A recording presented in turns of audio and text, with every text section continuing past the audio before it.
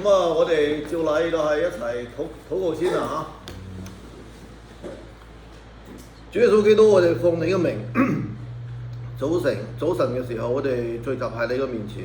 主啊，求你聖靈澆灌在我哋嘅心裏面，將你自己嘅話語向我哋打開。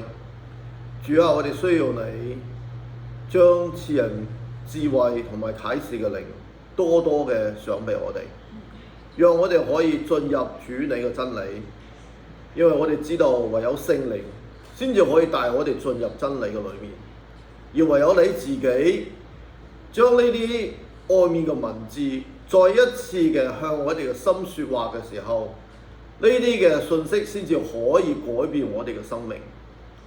主啊，所以今朝早我哋所祈求嘅就係主你自己親自與我哋同在，你嚟親自教導我哋。主，我哋多謝你，我哋嘅祈禱奉主耶穌基督嘅名。OK， 好啦。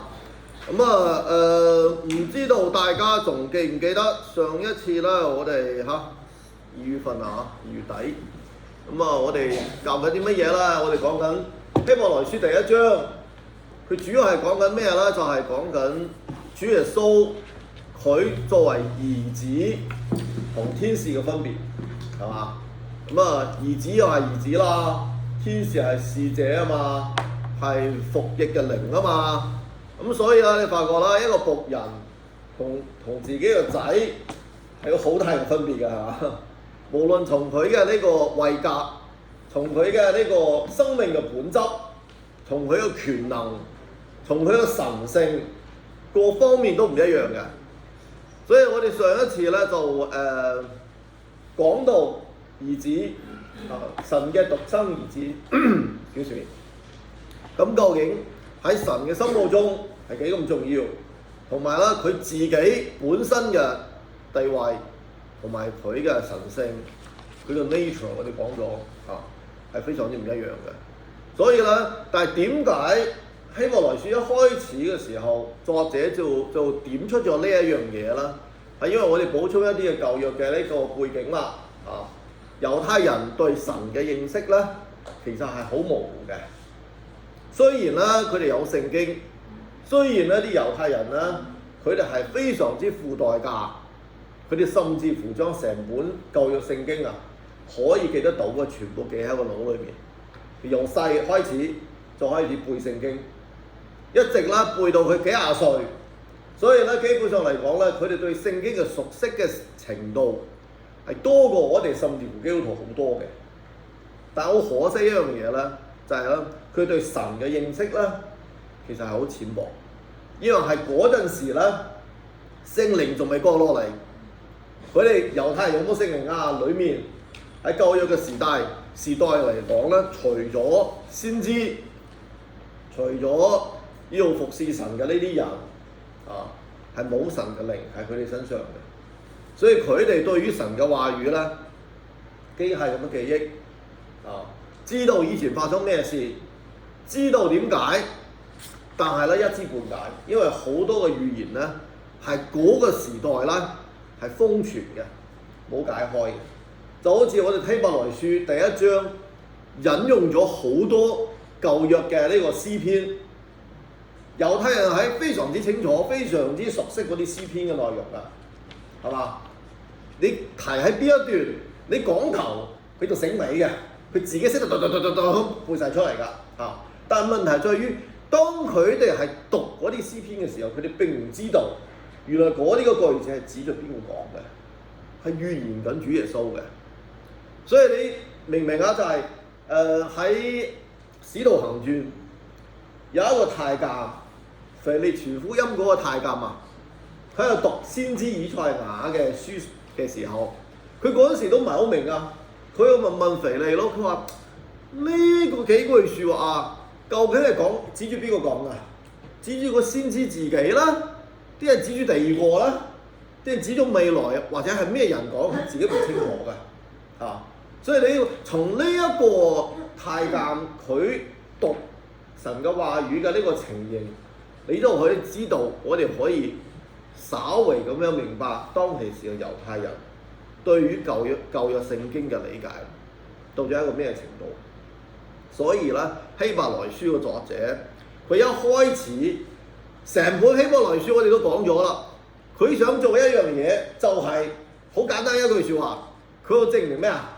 耶穌係基督，耶穌係佢哋幾千年成千年所等待嘅嗰個彌賽亞嚇。咁所以其實希伯來書成本書就係想講呢一樣嘢嘅啫。咁第一章嘅時候啦，佢必須要幫猶太人有一個正確嘅觀念，就係、是、你哋以前對神嘅認識，你哋覺得天使好大啊嘛？佢哋覺得天使好大㗎，因為咧以前啊佢哋分唔清楚究竟喺舊約嘅時代，究竟嗰啲同佢哋嘅祖先講嘢嘅係耶和華神親自講啊，定係神差遣一個天使同嗰啲人講嘢咧？因為喺舊約聖經裏面有幾次好多次啊，提到係神嘅使者同人講嘢，譬如話摩西啦，又提到過話，好似係神親自同佢講嘢喎。因為喺摩西五經裏面，摩西自己講嘛，又話自己親自作見證，佢話摩西同其他人唔同啊，點唔同啊？我面對面認識佢嘅喎。咁應該係邊啲時候咧？大概我哋覺得應該係喺燃燒嘅荊棘嘅裏面講嘢噶嘛，面對面噶嘛。當其時摩西覺得，點解嗰個火燒起上嚟，竟然啲草冇燒壞，我去睇下，係嘛？咁佢第一次遇見神，真係好主觀嘅，面對面遇見神係呢回事啊嘛，係。咁但係咧，有啲地方又講係神嘅使者喺荊棘當中向摩西講嘢，所以對於猶太人嚟講咧，佢哋係好混淆嘅喺度裏面。究竟神嘅使者同神可能都係咁高咁大嘅啫喎，會唔會差唔多咧？所以對於佢哋嚟講咧，佢哋唔係好清楚嘅。但係到咗希伯來書到咗新約嘅時候，神將佢嘅兒子啟示出嚟嘅時候，佢就用藉著寫希伯來書嘅呢一位嘅弟兄，話俾當時嘅猶太人知，兒子還兒子，天使係還天使，呢兩個係截然不同嘅，地位非常之懸殊嘅。天使係塑造之物，但係兒子係咩啊？佢係造物嘅主啊！呢個分別太大啦。兒子係神性嘅，佢係有神性嘅。而天使係咩啊？佢係唔具備神性嘅，因為佢係咩啊？服役嘅靈。佢唔單止為邊個做嘢啊？為神做嘢啊嘛。同埋佢都係咩啊？為我哋呢啲喎，我哋呢啲承受救恩嘅，我為我哋效力嘅喎。咁呢個時候你就發覺，原來天使係咁樣一回事。好啦，咁呢個就係第一章嘅內容啦。咁因為時間唔多，我快脆我再入第二章。如果你講唔晒嘅話，我哋下星期再嚟啊！我哋有的是時間，咁好。好啊，第二章呢度啦，我都係照例將經文全部打晒出嚟。我用嘅字咧稍微大隻少少嘅。我都知道大家啲眼可能都唔係太好㗎啦，因為我對眼都唔係太好。唔好話你哋，我睇嘢我都會咁樣睇你而家。所以咧就經文咧都喺呢度，咁咧我就跟住咧上個交通嘅點咧就係第二章嗰度，照例都係咁樣噶啦。但係咧交通嘅點咧，第二章呢度係咪全部概括晒所有嘅嘢啦？又唔係喎，又唔係所有嘅嘢都喺度，因為呢度係基本上嚟講係一個大概嘅啫。我唔知道今日我哋可以講幾多點，但係經文最重要，所以咧擺咗出嚟先。咁我希望咧同弟兄姊妹我哋一齊由頭到尾讀一次。第一節到第18節，18節嘅聖經啊，我哋用柴娃娃一齊讀噶啦。我啲廣東話就唔係咁正嘅，你哋咧好多人正過好多嘅，所以咧就我哋一齊讀。咁我都順帶學下你哋嘅發音，因為好多懶音㗎。OK， 一齊嚟，好，二章第一節。所以我們當越發鄭重所聽見嘅道理，恐怕我們隨流失去。那藉著天使所傳的話，既是確定的，凡干犯背逆的，都受了該受嘅報應。我們若忽略這麼大的救恩，怎能逃罪呢？這救恩係主親自講的，後來是聽見的人給我們證實了。神要按自己嘅旨意，用神蹟奇事和百般的能力，並聖靈的恩賜，同他們作見證。我們所說將來的世界，神原沒有交給天使管轄，但有人在經上某處證明說：人算什麼，你竟顧念他；世人算什麼，你竟眷顧他。你叫他比天使微小一點，賜他榮耀尊貴為冠冕，並將你手所做的都派他管理，叫萬物都服在他的腳下。既叫萬物都服他，就沒有剩下一樣不服他的。只是如今我們還不見萬物都服他，唯見那成為比天使小一點的耶穌。因為受死的苦，就得了榮耀為冠冕，叫他因着神的恩，為人嘗了死味。原來那為萬物所屬，為萬物所本的，要領許多的人子進榮耀裏去，使叫他們的元帥因受苦難得以完全，本是合宜的。因那使人成聖的和那些得以成聖的，都是出於一，所以他稱他們為弟兄，也不以為恥，說：我要將你嘅名傳與我的弟兄，在會中我要頌揚你。又說：我要依賴他。又說：看啊，我與神所賜給我的兒女既有血肉之體，他也照樣親自成了血肉之體。但要藉着死敗壞那掌死權的，就是魔鬼，便要釋放那些一生因怕死為奴的人。他並不救拔天使，乃是救拔亞伯拉罕的後裔。所以他凡事與他的弟兄相同，為要在神的事上成為被忠信的大祭司，為百姓的罪獻上挽回祭。他自己既然被試探而受苦，就能得救被試探的人。OK， 好啦，咁我哋由頭到尾讀咗一次嘅呢個第二章，大概大家都應該有一個印象，第二章講緊啲乜嘢啦。咁啊，第二章咧，我哋有分幾個段落㗎嚇。咁我呢度咧，如果大家仔細睇嘅話咧，我喺經文嗰度咧，我將佢啦分咗大概四個段落，咁變咗中間咧，我係用一個空格隔咗一行嘅嚇。咁啊，第一個段落咧就係有第一節到第四節。咁呢度主要係講緊咩咧？講緊一個勸勉，勸勉乜嘢啦？勸勉啲人咧，我哋要鄭重神所俾我哋嘅救恩。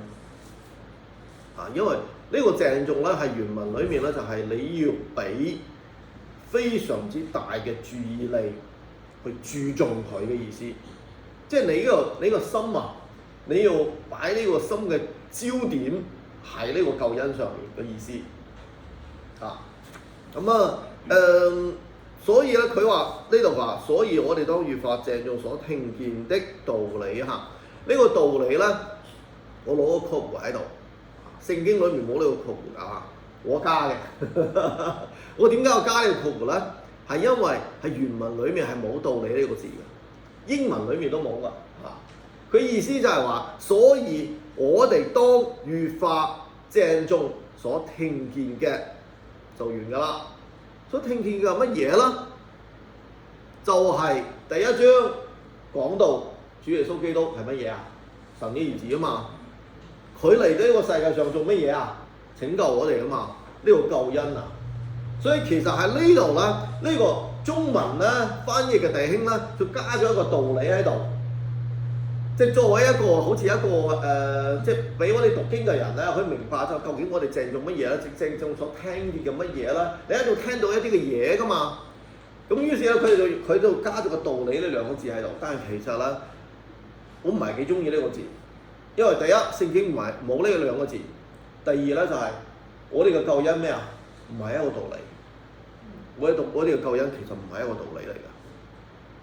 我哋嘅救恩，我哋得着嘅呢個救恩，佢係一個生命，佢係一個活潑嘅，佢係一個可以改變我哋，係一種嘅能力嚟嘅。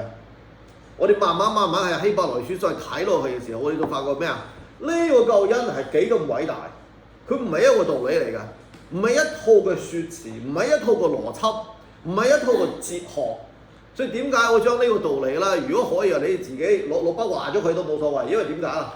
係神嘅話語原來係冇呢兩個字嘅，咁係翻譯嘅弟兄們咧，驚我哋誤會或者理解唔到，所以佢先加咗兩個字道理喺度。但係其實咧，原文聖經裏面係冇嘅。佢呢句説話主要嘅意思就係話，我哋所聽見嘅係乜嘢？係聽見嘅第一章，因為我哋要睇上下文啊嘛。第一章講到主耶穌，佢係指佢係創造嘅主，佢要嚟拯救我哋嘅救主所以咧，我哋要鄭重我哋所聽見嘅呢一樣嘅嘢，鄭重我哋所聽見嘅呢個救恩，恐怕我哋隨流失去隨流失去呢個意思啦，喺原文裏面咧就係啦，走開咗又或者係跟唔上大概係咁樣。呢個翻譯都幾好噶啦，隨流失去我覺得非常之好啦，即係以中文嚟講嚇。跟住後面，那藉著天使所傳嘅話，既是確定的，凡干犯背逆的都受了該受嘅報應。乜嘢叫做干犯背逆？就係唔正宗所聽見嘅救恩，呢個就係干犯背逆㗎。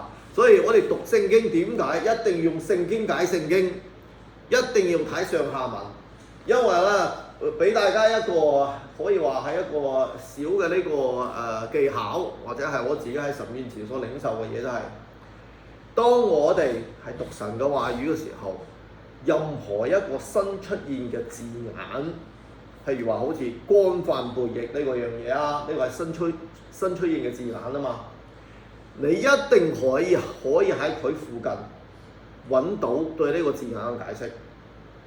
神嘅話語就係邏輯性咁強㗎啦。你到時啦，我再舉個例子，大家創世紀都好熟㗎啦，係咪？起初神創造咩啊？天地係啦，我哋大家都知道。跟住啦就話地是空虛混沌，雨面黑暗，成個靈魂喺水面上，就係有光就有光啦，係咪先？跟住啦咁樣，咁啊起初神創造天地，究竟天係咩意思咧？地又係咩意思啦？大家記唔記得創世紀後面神要講咩啊？佢話神造出空氣嚟，將上面嘅水同下面嘅水分開，跟住神稱呢個空氣為咩啊？為天，係咪啊？跟住咧神要話觸水之間要有咩啊？聚埋一處，啲水又聚埋一處，跟住叫個陸地又露出嚟，係咪？跟住咧神稱咩啊？水嘅最處為咩啊？海。跟住咧嗰啲地咧，旱地咧叫做咩啊？叫做地。所以你發覺喺創世紀裏面嗰幾字嘅聖經，神自己解釋翻喺前面所出現嘅任何一個字眼，神都會自己解釋㗎。所以弟兄姊妹，如果當你係讀神嘅話語嘅時候，你發覺有個新字眼出現喎，好似唔係好明白究竟係咩意思咧？去上下文去揾，神係有解釋㗎，一定有。再唔係啦，你發覺好似我揾唔到喎，點啊？走去查參考書，走去查問 AI， 唔係祈禱主，主咪講得好清楚啊嘛。唯有真理嘅聖靈先至可以帶我哋咩啊？進入一切嘅真理。唔明點啊？冇急住去查嘢，冇急住去問人。你最大嘅老師喺你裏面，住喺我哋裏面。我話呢個簡直係好不得了嘅事。主耶穌喺我哋裏面，問佢啊嘛。咁當然你話我問咗之後，即刻冇答覆，唔點啊？等咯。點解我哋冇？我哋可以好多嘢，我哋必須要等噶。去睇醫生，你要等排隊係咪先？等嗌你名啦。去銀行都要排隊咯，係嘛？咁你去超市買嘢，俾錢你都要排隊噶啦。呢啲都等得，點解我哋唔等得神啊？你發覺好奇怪啊！嗰啲人都係咁樣啦。好啦，你再睇，繼續睇下，凡干犯背逆嘅都受了該受嘅報應。咁呢個干犯背逆就係咩咧？就係唔正宗所聽見嘅道理。唔正宗嘅意思就係唔接受、拒絕、聽咗當聽唔到，呢都叫做唔正宗。唔擺自己嘅 attention， 唔擺自己嘅注意力落去，唔理嘅，呢啲叫做唔正宗。跟住喺後面，我哋若忽略咁大這麼大啲救恩，怎能脱罪呢？好啦，記唔記得啊？弟兄姊妹，呢一段書信，呢一句説話對住邊個講啊？猶太人，你哋班猶太人恃住自己話伯拉罕做你個祖宗，你覺得你哋好安全啊？你覺得你哋想當然就可以喺神面前蒙悅納啊嘛？但係唔係嘅，當你忽略、當你拒絕神嘅兒子耶穌基督嘅時候，你忽略咁大嘅救恩，你以為你係冇罪嘅咩？你係最大嘅罪，你真係干犯背逆嘅。所以你冇話啊，希伯來書啊，如果你咁樣去讀嘅時候，你發覺哇，字字都好似支箭咁樣加喺我心裏邊啊！如果係猶太人嘅話，係嘛？好啦，再繼續睇。咁啊，第三節嘅 B 嗰度咧，這救恩起先係主親自講嘅，後來係聽見嘅人給我們證實了。我點解要將第三節咧拆成兩句，3A 同3B？係因為咧喺原來裏邊咧，第三節呢度咧，其實佢應該係分兩句嘅，佢講緊兩樣嘢嚟嘅。但係喺中文聖經咧，將佢擺埋一句。所以咧，如果我將佢拆咗一下，你發覺咧嗰個意思就比較清楚啲。因為前面喺度講緊勸勉緊人，你千祈唔好忽略呢個救恩啊！你千祈唔好隨便啊！你千祈唔好當作平常啊！你要真係好好地去睇呢個救恩，你要將自己嘅心擺落去，去明白、去理解、去知道願意去接受呢個係一個勸勉嚟嘅。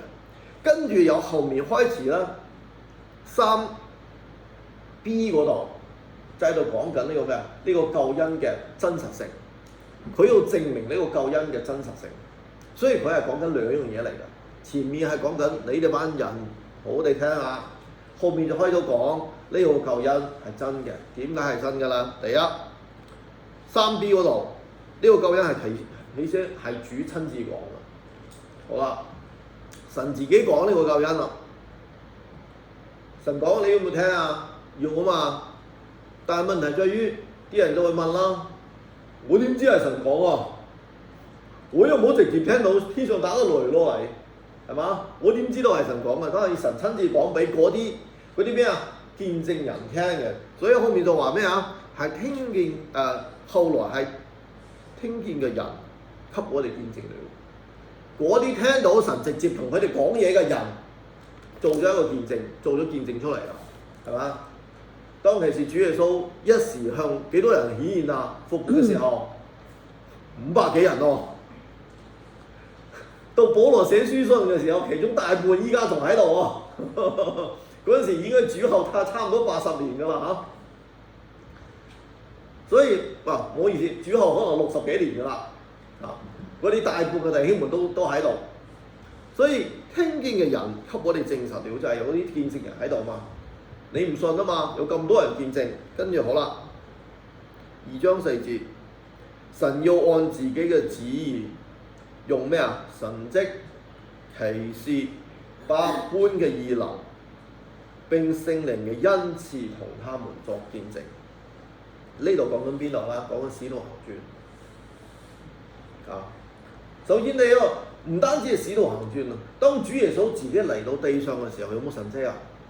多得不得了啊，係咪啊？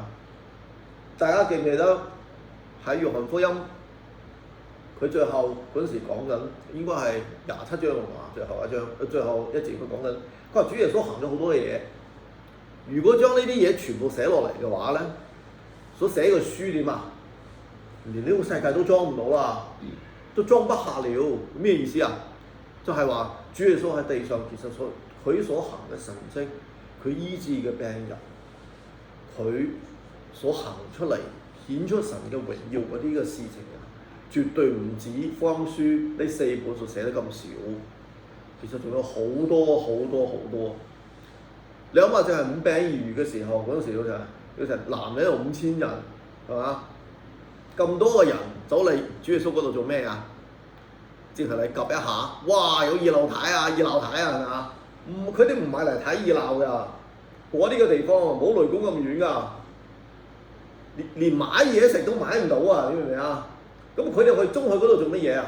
係因為佢哋有需要，佢哋有病人需要醫治，佢哋有好多可能有被鬼附嘅，所以嗰啲人你諗下，5000人走去主耶穌嗰度，佢醫治晒佢哋嘅病，趕晒佢哋嘅鬼，嗰一鋪咗幾多神蹟啊？好多啊嘛，幾乎好似2、3日喎，主耶穌冇停過啊！我啲計咗，我有一次講到嘅時候，同弟兄姊妹計過一次時間啊嘛。你3日時間，真係主耶穌就算唔瞓覺，total 得72小時啫嘛。唔食嘢唔瞓覺72小時，係咪啊？5000人，你點服侍到5000人啊？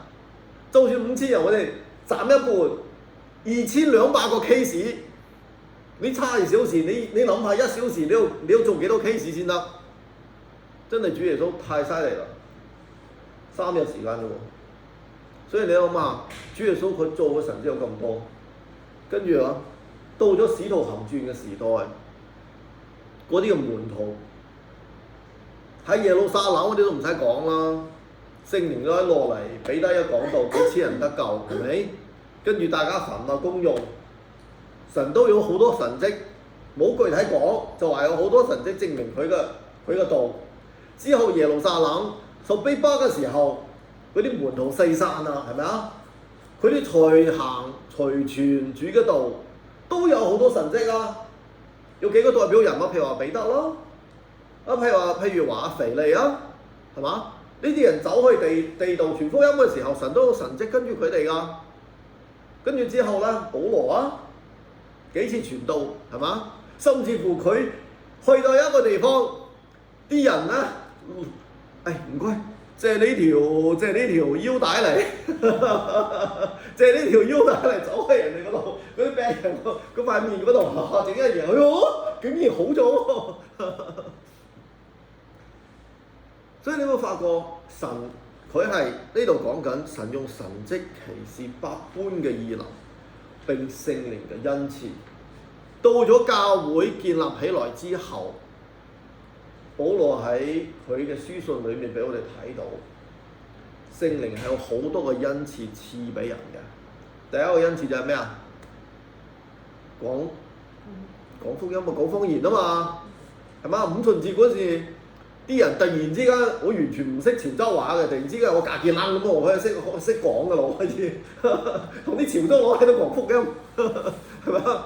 我唔識上海話嘅時候，我開始用上海話同你哋傳福音，呢個係第一樣嘢，聖靈嘅恩賜啊嘛，你顯外面顯得出嚟嘅。但係聖靈嘅恩賜仲有咩啊？仲有傳福音，仲有牧師，仲有教師，行異能嘅，仲可以醫病嘅，係咪啊？趕鬼嘅。